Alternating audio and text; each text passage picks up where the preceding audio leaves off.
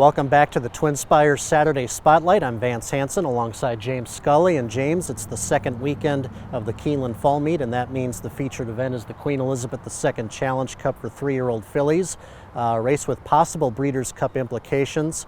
Not so, I think, for the Chad Brown trained trio, because Chad Brown has the big dog in the Breeders' Cup filly and mare turf with Sister Charlie, but I think the two international shippers in here, Castle Lady and Magnetic Charm, could go on to the Breeders' Cup with a big win here. Yeah, it's very possible, and we see these Europeans, they get geared up for the later half of the year, the fall, and they'll come back and run on short rest, even if there's a couple other Americans in there that might consider it if they were to pull an upset in that race.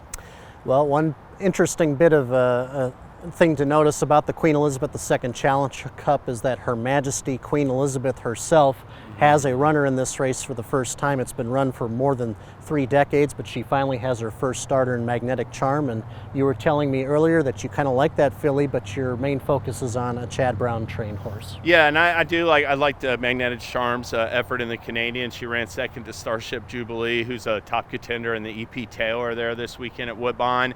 But I did land on Cambier Park. I just think that Cambier Park, with Concrete Rose going to the sidelines, is the top 3-year-old turf filly in America presently. She'll have to prove it on Saturday, but this daughter, Medaglia de Oro, is run well, fired well, fresh. Really loved her explosion in the stretch of the Del Mar Oaks, and I just think she's the one to beat today. I will say this is the way I'm sort of looking at it. I mean, Cambier Park's 8 to 5 on the morning line, maybe even a little bit shorter, but it's kind of a race where I wouldn't mind if I like Magnetic Charm. She's 12 to 1 on the morning line. A filly like Lady Prancelot is really got a good closing kick, so I might look at playing some straight exactas with her.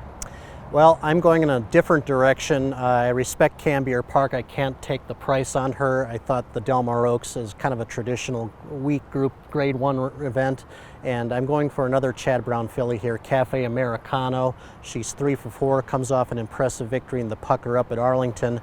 Her only loss so far has been in the Belmont Oaks, where she was carried out down the backside by her own stablemate, Newspaper of Record, who was the heavy favorite that day.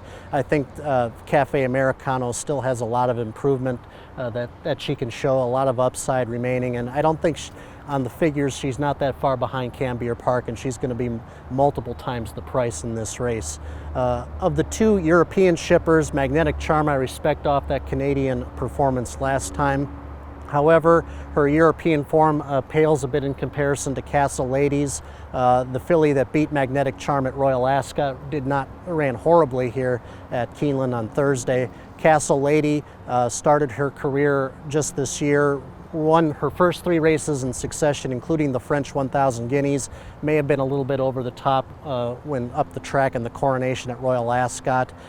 She comes in here fresh. I think she can stretch out to 1 1/8 here. So I'm leaning towards Cafe Americano and Castle Lady in this spot.